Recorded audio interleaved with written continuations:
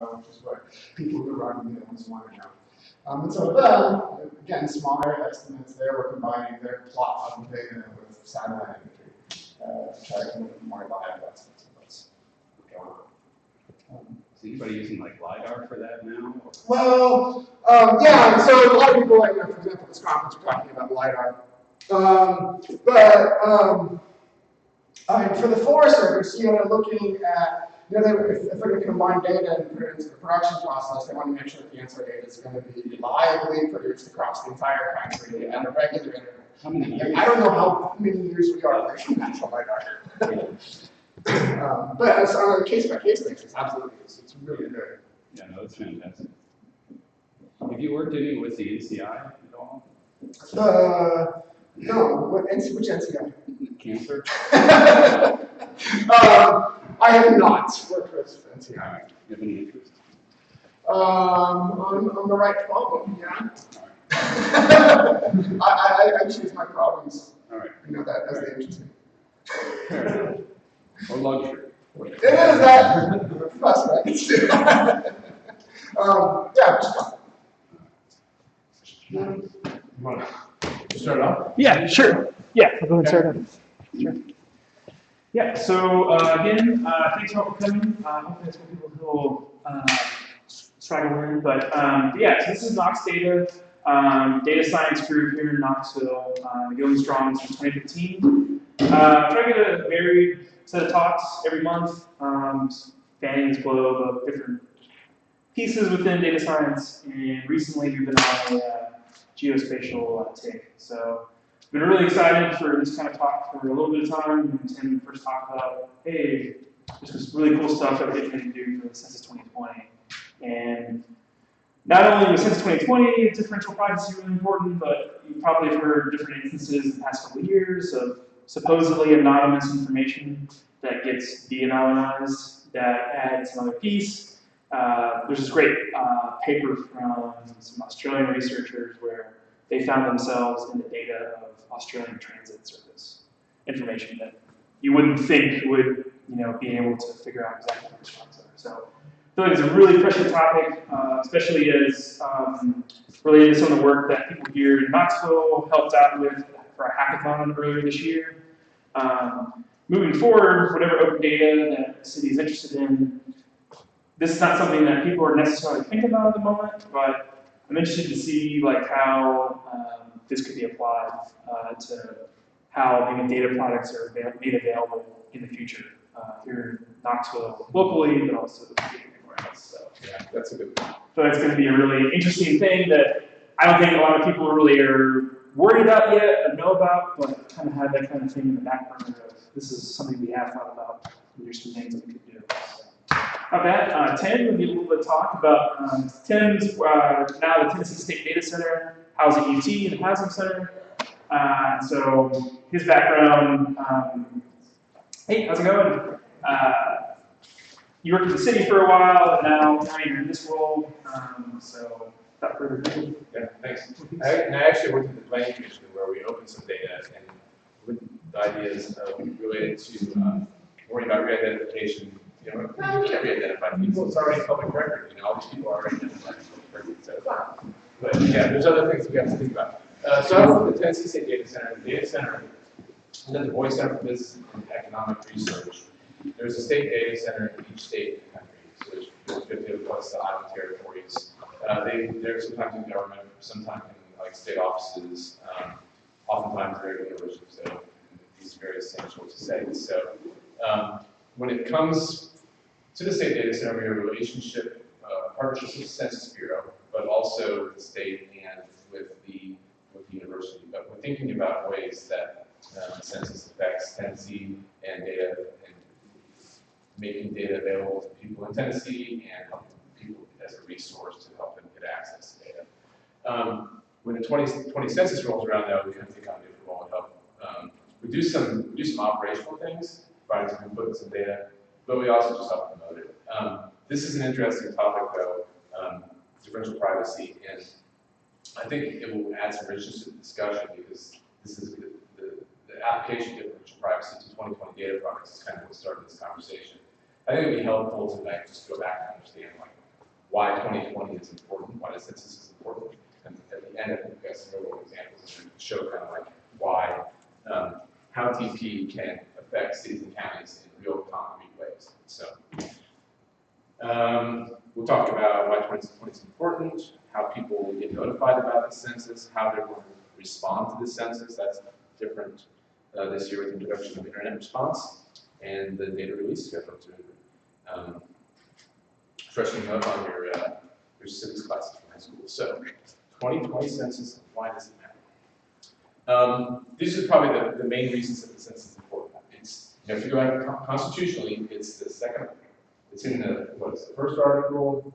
In the second article, first paragraph. It's like, but it's like, the first article is really short. It's like 1 sentence. So I mean, it's right up there at the front.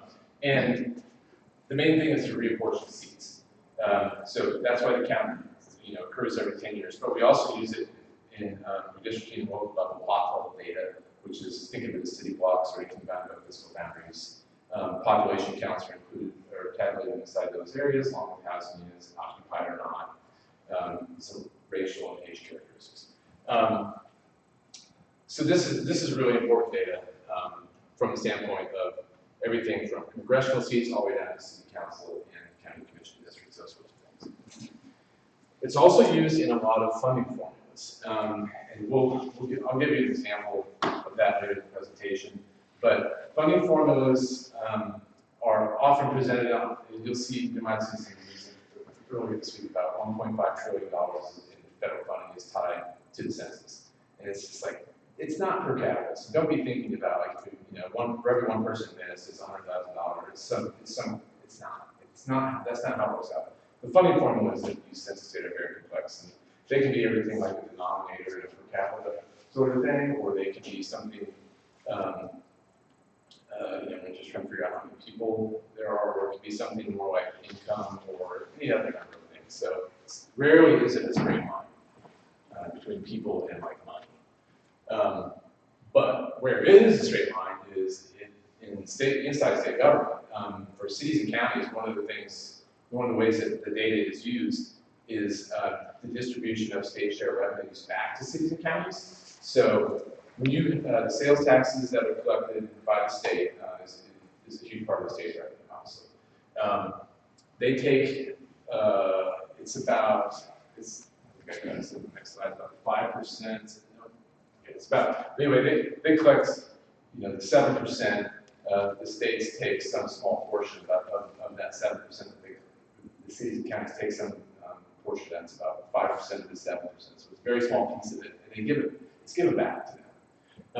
And it's allocated to them primarily using per capita basis. In some cases, some of the revenues that the state collects, they go back on, you know, like the area of the county and equal share, and some of it's per capita. Sometimes it's just like the sales tax, it's just straight per capita to cities.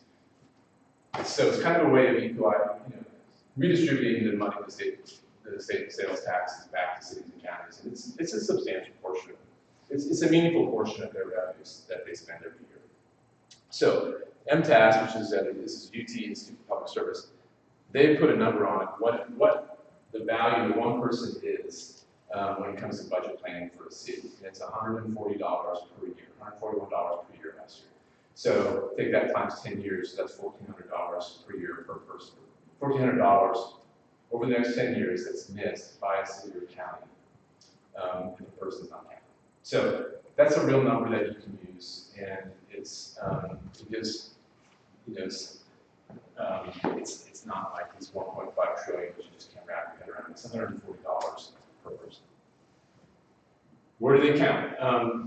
Addresses. Most of the Census Bureau's addresses, they come in through. It's built over time. Locally, there's an opportunity to update and actually look at the address files. So the Planning Commission or various sorts of people, they look at the address file and actually tell the Census Bureau it's right along. They get new addresses when the houses are built. They also use USPS data to find these things. Changes, areas that are changing, areas where there's been demolition, whatever it is. One thing that's different this year is that in the 2010 census, they literally sent someone to every single address before the census occurred and surveyed basically every house to make sure they have the right address list correct before the census started. Happening right now, isn't it? They completed it, and they did it in September and October. And what was different this time was that they combined this in-office canvassing using GIS technology, all sorts of others, even Street View and other sorts of things where they could go in and look at the data. And that's the processing center in Jeffersonville, Indiana, which is a field of people that will be transitioning into the people who actually enter the census forms that are turned, paper forms that are turned in. But for now, they're in there plugging in, looking at maps, trying to do swipes, look for changes and those sorts of things. That resulted in areas that were sent out to the campus. So they hired 40,000 people with laptops who walk around with this, go into houses and knocking on doors. Is this a housing unit? How many housing units besides this one door that I see here, looking around back? So they completed that. They just surveyed 35% of the country as a whole, 50 million addresses across the entire country. Now, how will you respond? So the timing of this is that it goes out in March. You'll get a postcard, a letter of invitation in the mail. It asks you some basic questions. The questions that it's asking are, if you've ever, I filled out the 2010 census, I don't remember, but the questions are the same. There's only a short form. They ask you, how many people live in the house? Are there some people that are just there sometimes that are on census day that might not normally be there? Who are they? Do you own or rent your house? And then they ask everyone that lives in the household, name, sex, age, date of birth, Hispanic or Latino ethnicity, race, but they also ask you your origin, so you can put down if you're Irish or German or Japanese, whatever it is, you can put down all those sorts of things too. And then your relationship to the household. The one other thing, the one real change to the questions being asked this time around is that same-sex householders will be, you'll be able to select that too. So there'll be some new data in the entire country about prevalence of same-sex. Yeah. I was in a random question. So I only know a little bit about this, just enough to be dangerous. So how is the American Community Survey different from something like the census long form, the decennial long form? So there was no decennial long form in 2010. It hasn't been a decennial long form since 2000. ACS replaced it. Okay. And ACS is a survey of 3 million households a year, which replaced the long form, which was 1 in every 6 households used to be the long form. So the questionnaire, it can be filled out for the first time online. So this will be a web-based questionnaire. In most cases, everyone will get a chance to do the web questionnaire. So you'll get a postcard, about 12-digit code, you type it in, and you'll pull up, say, this is the address, you'll type the correct place here, and then you can start reading the information for it. This is a screen capture from where someone demoed it at a meeting recently. It's not out where you can look at it and see what it looks like. But it's the first time it's been used. Other countries have used it, but it's the first time in the US it's been used. Another really great question. This is like teeing you up for an adaptive design. Is there anything like that going on? They have been resistant. Well, so what do you mean by adaptive design? All right. So basically, the conditional probability responses from, say, the web questionnaire will influence the design before you decide to go collect data in person. They've been resistant to that. They try to keep everything as strictly design-based estimates and not want to have any models for probabilities. I personally believe they can save a lot of money by doing something more adaptive, but they're resistant to that. So the first time it's going to be used, it also is going to be something where you'll be able to go, I think this tool will be publicly available. You'll be able to go out and see the response rates across the country on a daily basis. So out of that, this is ideally that's going to give people some additional information so they can go out and market these places and try to get that to complete the form. So everybody, everyone is going to, sorry, that was so much bad. Everyone is going to get an invitation, ideally, right? It's about, I just tallied it up for Tennessee today, we tweeted it out. It's for Tennessee, 2/3 of the household will get this internet first choice, okay? So internet first. That means that you're not going to get a paper form sent to you online. So you're only going to get this invitation to go online and complete it. If they reminded you 4 times and you still haven't completed it, they'll send you a paper form.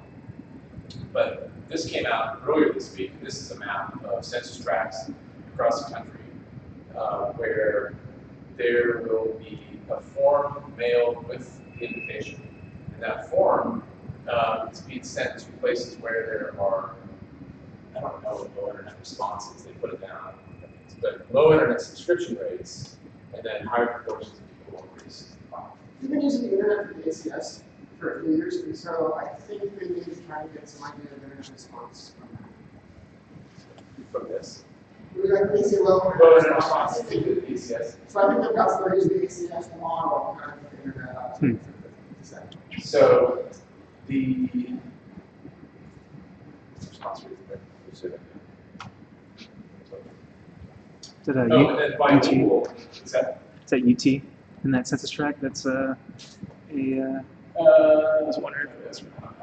Yeah, That is South Knoxville going into UT, that kind of guy. Yeah.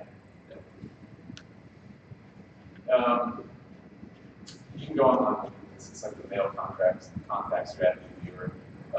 If you're by areas that have concentrations of people who don't speak English very well, like over 20% of the tract is made up of that, you get a 5 invitation. But there is only like 20,000 households out of 3 million in the state that are going to get that. So that'll be interesting. Who's going to participate? 2010, 76% of people filled out the form. So that left the balance, 24,000, 24%. And they're not on board. We'll try to collect that via the census taker. They did a survey, Pew Research did a survey that showed that 84% of people probably will respond. You know, that'd be an amazing response rate if it happened. It probably won't. But what's interesting is the younger you are, the least likely you are, the less likely you are to respond. So a third of people under age 30 don't plan to respond. The older you are, the higher response rates. And then there's differences between blacks and Hispanics and also income. So this kind of makes the backbone part of kind of strategies where you try to market these areas. So this all kind of happens in non-response follow-up, which is where they go knock on the doors, people haven't returned their forms, happens this spring and summer. And that's the bulk of the hiring that you hear about. All the recruitment's going on to try to get people, if you just come out of PhD, you go get a job for a few months to the census. The census taker, they're going to hire 500,000 people for that.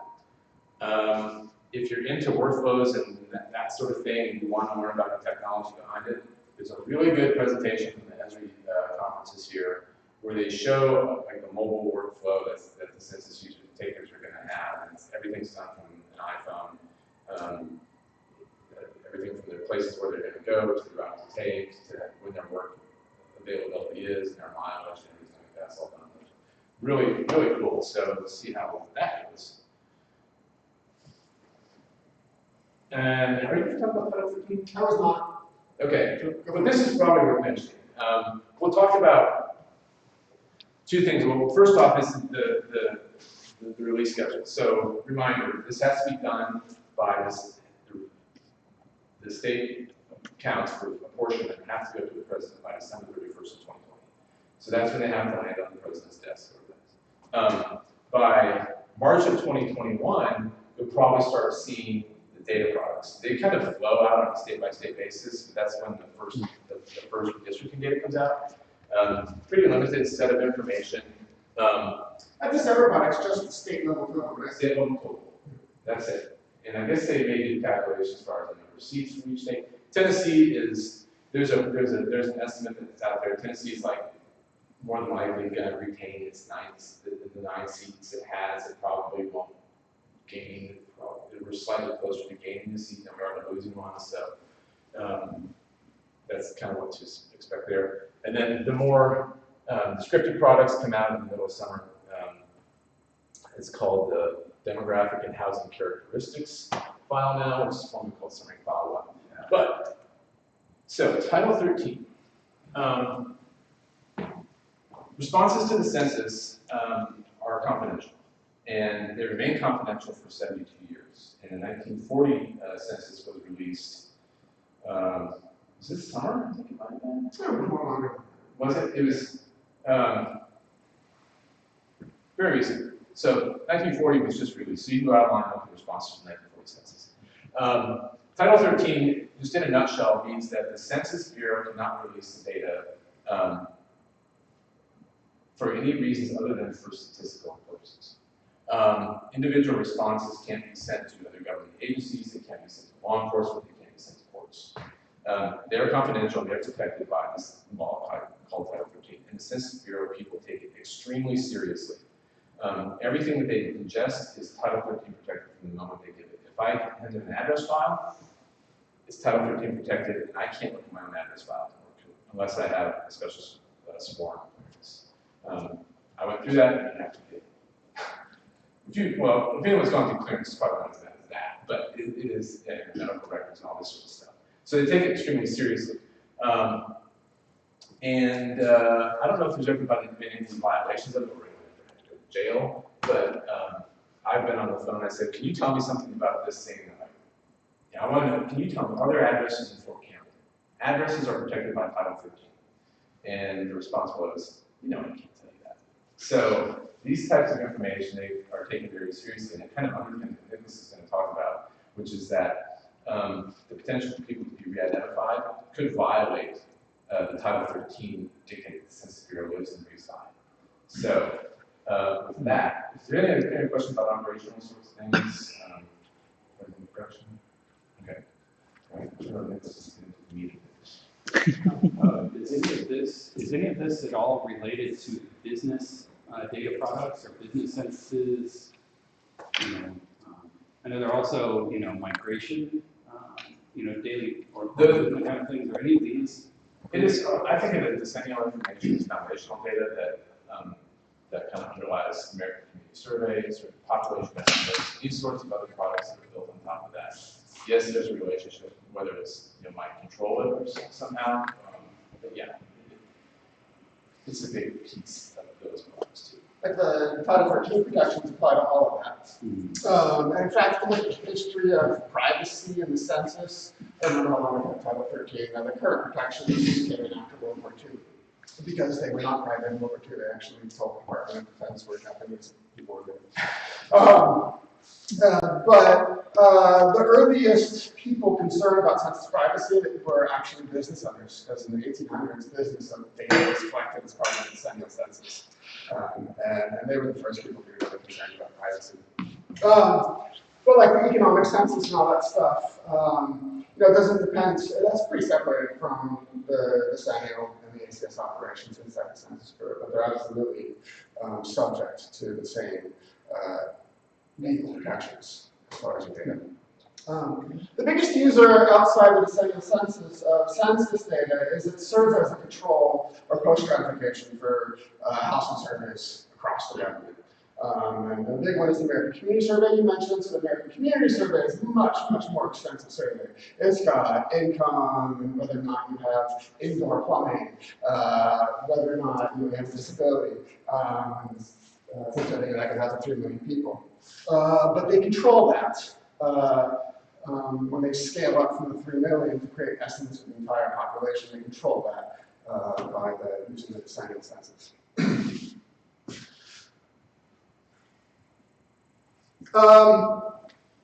So to kind of begin with, how did they protect privacy in 2010 and earlier? They used, there's a small literature and a suite of techniques called statistical disclosure controls.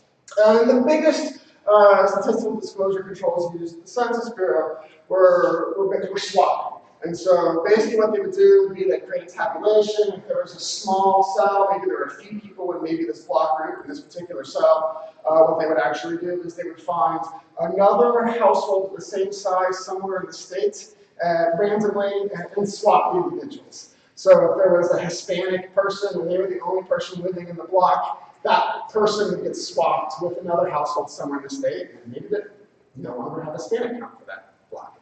But they would only do that for, we actually don't know the rules for what got swapped and what not.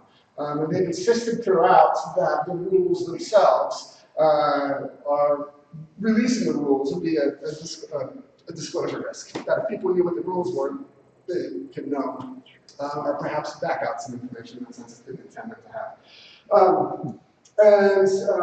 So, as the swapping rate was confidential. We don't know how it happens, it did. And that's the way they've done it for, I think since 1950 was when they started the swapping regime. How does swapping affect the point estimates and confidence intervals? Well, we don't do point estimates. Well, we do point estimates. We don't do confidence intervals for the decennial census because we assume it's 100%. Well, I mean, I've seen this for the ACS. ACS has confidence intervals because that's a survey of 3 million people, and then we create. But it's interesting, if you look at the confidence intervals for the ACS, because the ACS is controlled to the decennial. So if you were to look at, say, the ACS estimates for a number of African Americans in Knox County, the confidence interval for that is 0, and that's because that's something that's controlled from the decennial census. But yeah, we assume that there's no uncertainty, and they've always assumed that there's no uncertainty in the census, although that will change in 2020. So census has kind of throughout the decade, they thought that cybersecurity was kind of the biggest threat to the census going forward. The census carries an enormous amount in the trust the public has in the census. The census, most surveys say the census is, people have a pretty high trust in the census. And when people don't trust the census, they don't fill out the surveys, and things get really expensive. So they take public trust in their agency very seriously. So one of the big things they've been concerned about is they became aware that, if you do the math, the number of tabulations from the number of cells being published from the 2010 census, there's actually more cells being published than there are people in the United States. There's about 300 some odd million people. Now, most of the cells are zero counts and things like that. But so they've basically done database reconstruction, and they found out internally that someone with the right external data could probably reconstruct individual records. Something like, I think it's about 20% of the US population. We don't know who, we don't know who names can be attributed to that. But that's one of the things they're concerned about. And it's come along as larger thing that we've been releasing data and we've been thinking that we're anonymizing it, like suppose we strip names and addresses, does that anonymize something? And we're finding out that it doesn't. So here's an example that a lot of people in the Census Bureau were talking about. This happened about 10 years ago, I think, maybe a little bit less. But Netflix, I don't know if you remember the Netflix Prize. They created an anonymized data set of Netflix records. They stripped names and addresses from it, but you saw the movies being checked out or rented. They wanted data scientists to come up with an algorithm that could better predict what movie to recommend someone watch. These people they published in 2008. Look at the reason. It showed that it's actually quite easy for someone with the right information to identify individual records. And they gave an example. Suppose someone is, I actually found something, suppose someone is gay or lesbian.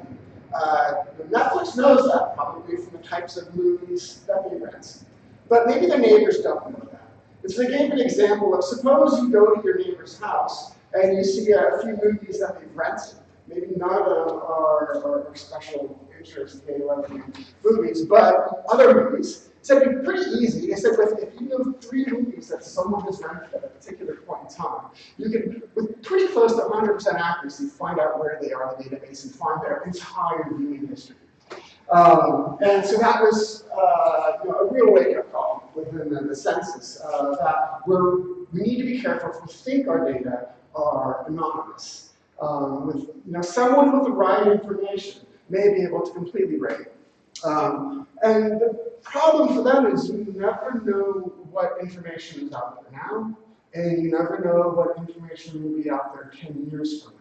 So we're trying to think about how can we create a mechanism that, not knowing what information is out there, we can somehow make people's data safe. So, with the Netflix prize, were they actually releasing individual level records? Yes. While the census is only releasing block, group, tract, county level aggregates? Yes. And so, well, the census does in some case release microdata. It's usually a sample, and we do it more for the ACS. So the census is definitely in the business of releasing microdata. They definitely consider what would be the risks of. So hypothetically, PUMs, real people, we can, follow, connect the dots. Yes, and that's their concern. So the PUMs, public use microdata sample, for a lot of their records, for a lot of their surveys, they do release individual records, just like Netflix does, where they've stripped out names, and they do swapping for that, I don't know why. As researchers, I use PUMs all the time. And they're definitely trying to figure out how to get there with differential privacy, and that is mathematically a much thornier problem. They've started this privacy journey with the decennial census because it's a pretty easy survey. There's only 7 variables there. And so in some sense, our dream is to reveal information about the population, but nothing about individuals. We want to know how many African Americans there are, but we don't want to reveal any information about an individual person. That's kind of the dream of census. That's mathematically impossible, but that's where we want to get. And so, why do we care about privacy in the decennial census? Some people have asked us. It seems to be obvious why we care about privacy in like American community survey. You have a disability, you may not want that released. But a lot of people question what could possibly be private about things like age, race, sex, Hispanic origin, tenure, or relation to household.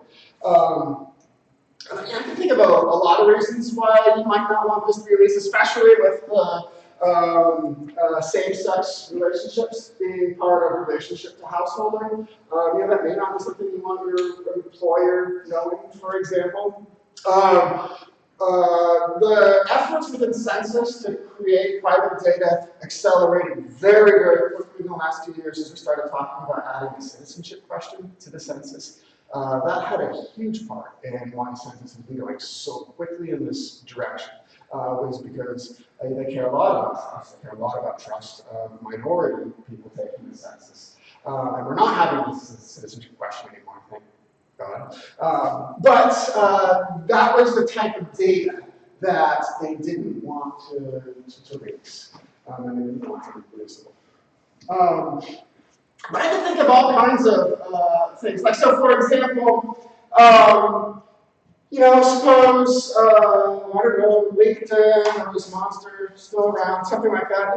I can imagine an employer maybe being willing to pay, maybe in some tech industries, to know what your age is. There is age discrimination in a lot of industries. I can see things why even things like age might potentially be something you don't want people to know about. Yeah. I'll just say I have some friends who work in the data aggregation business, and it's sort of like the more things you give me to link to, the more third-party data sets I can link, and more targeted my advertising. Yeah. And certainly things like race and Hispanic origin might be something that you don't want out there. It's a pretty easy data set. This literally is everything that's collected by the decennial census. I don't think I left anything out, right? Yeah, I think that's it. The other question is like how many people in your household.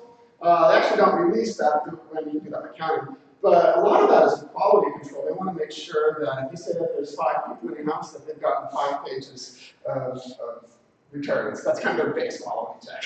Is there anybody else living in your house or who normally lives in your house? They do that to see if that person's been counted anywhere else, or if there are any people couch surfing, for example. Undercounts, a lot of it has to do with, we believe that a lot of the undercount in the census is related to like low-income people who are kind of living with relatives, African American children, extraordinarily high likelihood of being intercounted. In the old days, like, census, 70s, 80s, 90s, Yeah. there used to be a whole bunch of information about the, buildings, the housing itself. Is that moved into the ACS? That's all in the ACS. There's another survey called the American Housing Survey, which has a lot of information about the building. But most of that stuff, like how big is it, how many rooms, all that's in the ACS. And the reason why they did that was they definitely wanted to simplify the decennial census to increase the response rates. When they were doing they used to, before 2000 and earlier, 1 in 6 people got what was called the long form, which asked all these extra questions. And response rates for the long form were low. And that taints the idea that they can get 100% counts. And so they said, let's separate these efforts. Let's just have a decennial, it's just, everybody gets it, it's a simple form, and then we'll have the ACS. Also, they have problems training, there are serious skills in administering a survey and talking to households and helping them through it, especially when there are, 100 complicated questions like there are on the long form or the ACS. And it was an enormous challenge to train a few thousand people every 10 years to have those skills and then to fire them again a few months later. Whereas with the decennial census, there are a lot less training that needs to happen with the people on the phones and going door to door helping people. And they invest their money in training the American Community Survey workers, and they have a full-time professional staff of people that help with that. So a lot of reasons why they split this up. So the move to go to differential privacy in the census really is just about a year and a half old from when they kind of went public with this. And so this was something that was published in Science News back in January of this year. And so, talk about getting some math at this. For starters, the algorithm that they've chosen is actually kind of tailored for the census. Differential privacy, one of the earliest developers of differential privacy is a computer scientist named Cynthia Bork at Harvard. And she pretty much developed differential privacy with the census in mind. So first of all, differential privacy is a definition, not an algorithm. So there are many algorithms which may be differentially private. And the way we define something that's differentially private is, let's imagine a database query mechanism, something that hits the database and returns a randomized result. And so, for example, to give something that could be, potentially interesting, how many non-citizens are there? So we're imagining something that